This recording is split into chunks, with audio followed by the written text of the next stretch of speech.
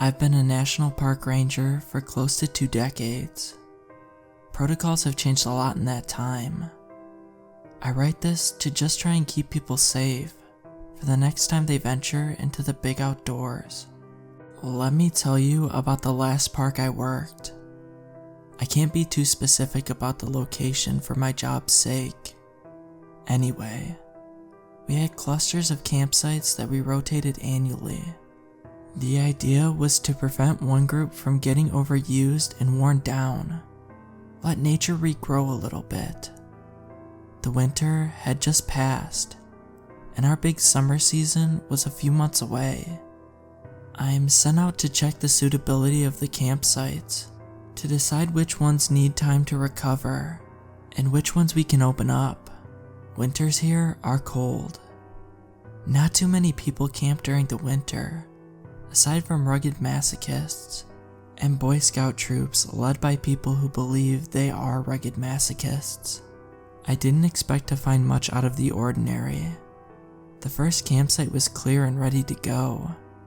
As I'm trekking to the next site, I see what looks like debris and junk down a ways in a river valley. Looks like some people set up an unauthorized camp down there.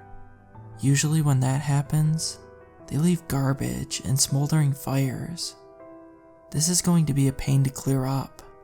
I approach, seeing the telltale wreckage of what must have been one hell of a party. Stuff scattered everywhere. The skeletons of tents still raised up. And blood. I stop, and time stops with me.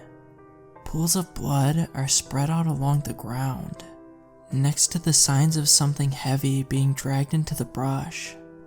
I pull my radio off my belt and pause. I then pull my Glock 22 out of my holster and rack one round. I'm a certified law enforcement officer, but I haven't had to use my gun in a long time.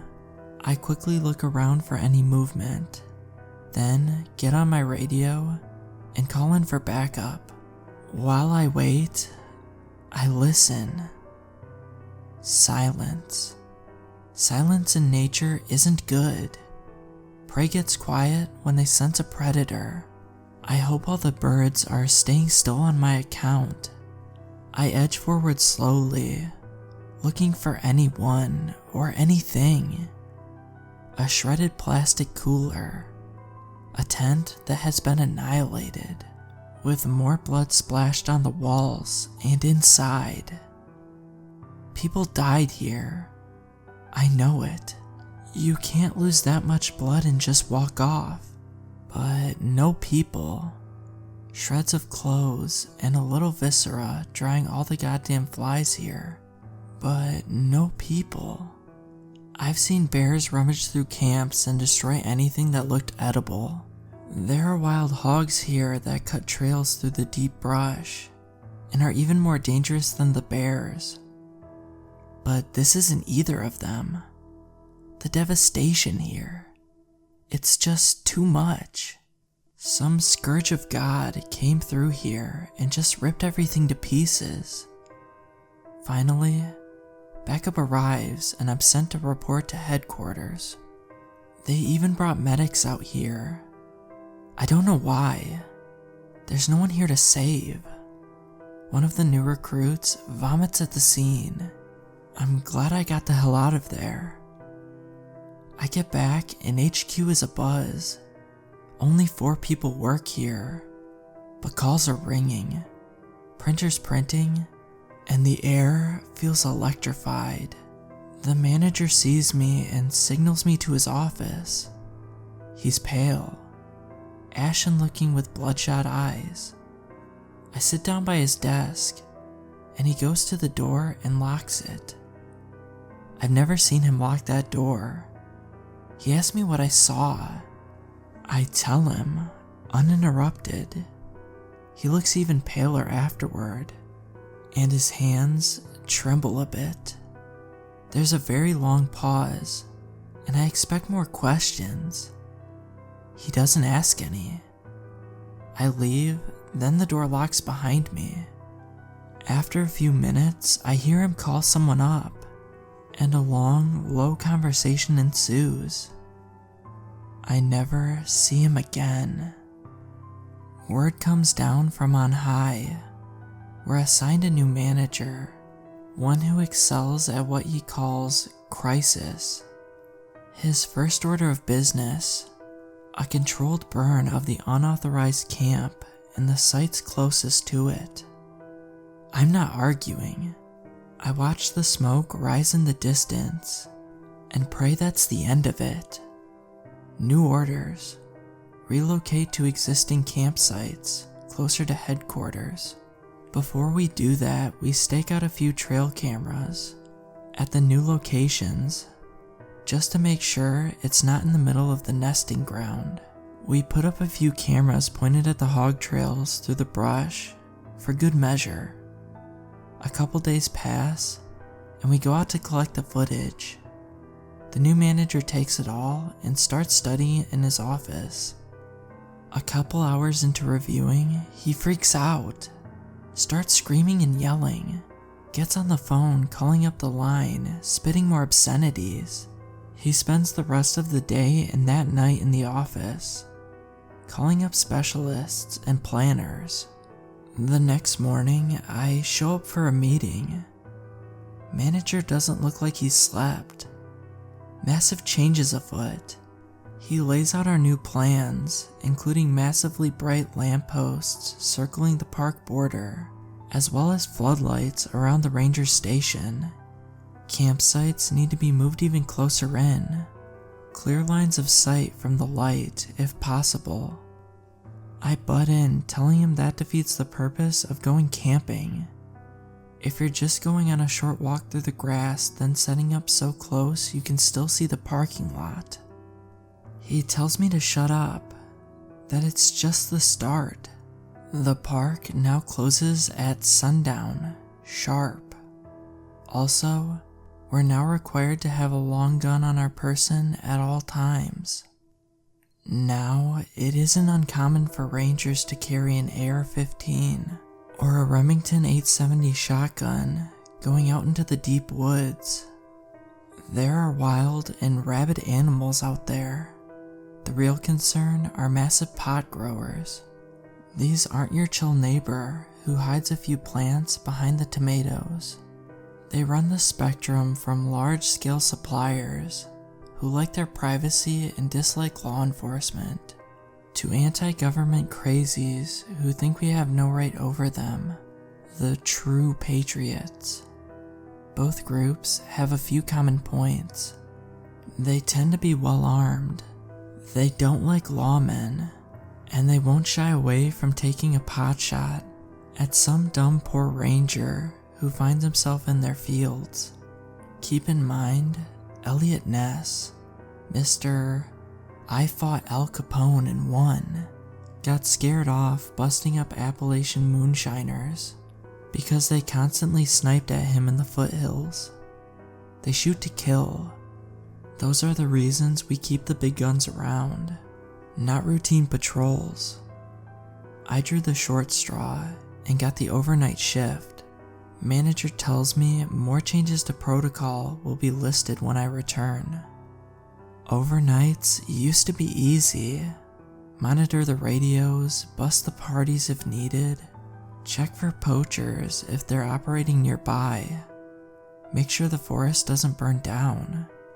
I clock in and per instructions, go to the gun cage. Things have changed. Our shotguns have new rifled barrels, so they can handle the solid slugs we've been issued.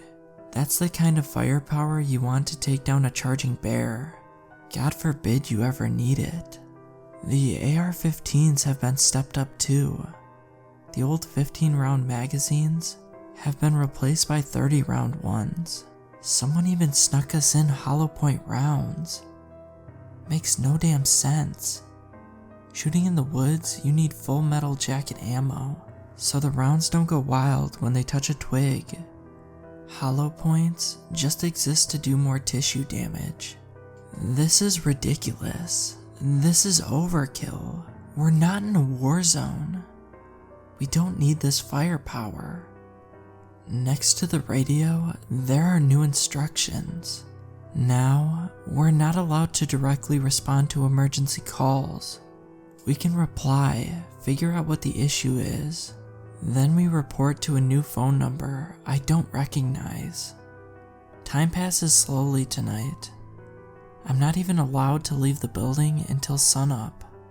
A few uneventful nights pass. The new floodlights and lampposts are frying my eyes. It's so bright out there a blind man could see. A few weeks later, some kids rolled into the lot. They grabbed their backpacks and started hiking up the ridge. I know what they're up to. No one had booked a campsite that night. Cheap young ones going on a campout that will be a raging party. I wait for the sun to go down, confirming they're not out for a day hike. I call my manager to report. He instructs me to call the new number. I report up to them now. A curt voice answers the phone. He asks my park, then pauses. Then he asks the issue. Bunch of kids on an unauthorized site. Do I go break it up? I can see their campfire out on the ridge right now. No. Do not leave the building. Do not attempt communication. That is all.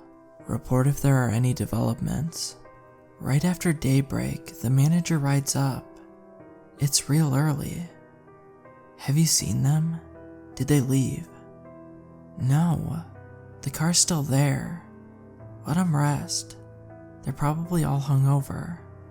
He curses non-stop. He then goes inside to make a call. I'm outside looking up the ridge when he exits the station. One AR-15 in his hand. Another one strapped across his back. Glock on his hip, he marches single-mindedly towards his car. I try to ask him what in God's name is he doing, but he isn't listening or responding. He takes a jerry can of gasoline from his car and marches up the ridge. I yell after him to no reply. I consider following him, but that doesn't seem like a good idea. I go back inside to call the number. The same curt voice. The same direct question. Yeah, the manager went up to the campsite, armed to the teeth, carrying gasoline. What the hell do I do? Stay there. Do not interfere. Backup is inbound. Report if there are any developments. About the same time, I start to see smoke wafting off the ridge. 2 vans ride into the lot at screaming speed. A dozen men, heavily armed and armored, exit quickly. I go out to check. Who are you guys? What's going on? The men are all lined up with impeccable military precision. One of them, a commander I assume, exits the vehicle last. He says, "Which direction did he go?" I mean, he's up there. I point at the increasing smoke. The men fan out and start jogging up the ridge. I hear rifles cocking as they leave. I try to shout after them, but no response. I look at the vans they came in. Large, nondescriptive. They just say DOI response team on the side. Half an hour later, they return, dragging the manager with them. He's bound in zip ties, and he screams, "I did what needed to be done. Trust me." It's worse than they thought. We can't stop this. Burn it all. They throw him in the back and sedate him. The commander approaches me. My neck hairs bristle in cold fear. I need to see the office. All computers, anything with a hard drive is coming with me. He mentioned videotapes. I need those too. I unlock the doors and they ransack the place. Everything gets taken. Printed reports from the last few years disappeared into those vans. The videotapes get bagged up and held by the commander himself. He studies the gun cage. "Cute, you're out of your league." He scoffs. Finally, they found everything they looked for. The commander tells me, call the number, tell them it's contained. You need a new supervisor. Also, don't talk about this to anyone. They leave, and just on cue, the fire brigade and a few news vans show up. The fire is contained, the news reports say. Rumors of missing campers are unsubstantiated at this time. Still, the rumors alone are enough to scare off this season's campers. The quick change-up of managers is chalked up to bureaucracy. The press dies down after a week or two. The new manager is very good at dealing with them. Thankfully, with no new campers, and our now even shorter open hours, we can get more work done around here.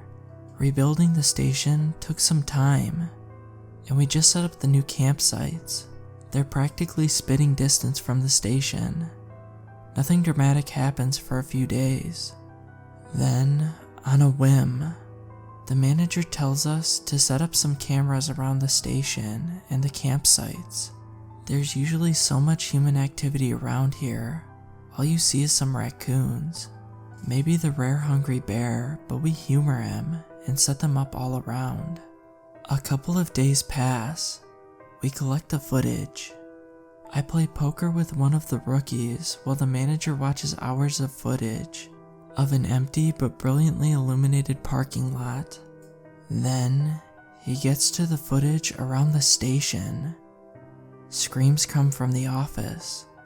We barge in and he's stomping on the camera's hard drive, gibbering things I couldn't understand. Along the lines of, told me it was clean, safe, no recent activity.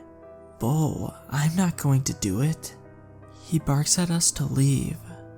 Later he makes a call. The rookie goes up to the door and listens in. The rookie comes back reporting, yeah, he's demanding a transfer. Says they lied to him. Something about they didn't do their jobs properly. He's not prepared or equipped here. Then, I just heard the phone click, and some sobbing. Hours later, my manager exits the office. His shoulders are slumped, defeated. We cut our hours even further, practically open on weekends only. We'll have a full staff ready those days, but a skeleton crew the rest of the time. Campers are required to check in to one of the closest sites. No campsite and they're told to leave. We are not authorized to leave the station after dark under any circumstances. In an emergency, do not call 911. Call the number and do exactly what they say. We draw straws for who gets overnight shifts. Why we need to stay overnight if we can't do anything is beyond me.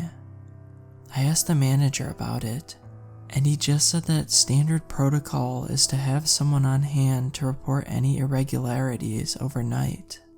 When I have to work the overnight shift, I keep my phone close, the number dialed in, ready if I need to call. If it's a bad night, I just wind up pacing around with my shotgun, glancing into the bright floodlights, trying to see what's past them. I hear crickets. It relaxes me. Prey is quiet when predators are around. It's a long night. The next night, my manager draws the short straw. He seems resigned. In the end, we all have to take a turn. He brings the brightest damn tactical flashlight I've ever seen. Said he bought it just cause he's afraid of the dark. He isn't really. He's afraid of the thing in the dark. I get a phone call at 3 a.m. It's him. Get over here now and bring guns. What? You have a damn arsenal. Now. Oh God, I think they're attracted to light. I called that damn number, and all they said was backup would be here in the morning. Oh, goddamn. I hear the piercing staccato of gunshots. A pause. More gunshots. Screaming, scuffling. Then, the line goes dead. I call the number. A new terse voice answers. Look, I work at the national park. I just got off the phone with my manager. I just spoke with your manager. What can you report? Something bad happened. It's serious. I heard gunshots. We will have backup there as soon as possible. Did he say anything else? Yeah. He said he thought they were attracted to light. Doesn't make sense to me. Interesting. Thank you for your report. The park is now closed. You will be reassigned. Goodbye. Click. Officially, the park was closed to be scheduled for a controlled burn. Let the old trees die and make room for new ones. There was nothing in the official report about what happened to the manager on duty. The public's understanding was bureaucracy's need to be shaken up on occasion. No one asked any more questions. I got transferred to a new park halfway across the country. Change of scenery and beautiful. They've got some odd rules here too. Don't go far after dark and don't carry a flashlight. I'm concerned about why. Why can't you use a flashlight at night when you need one? They won't tell me why. So just be safe, everyone.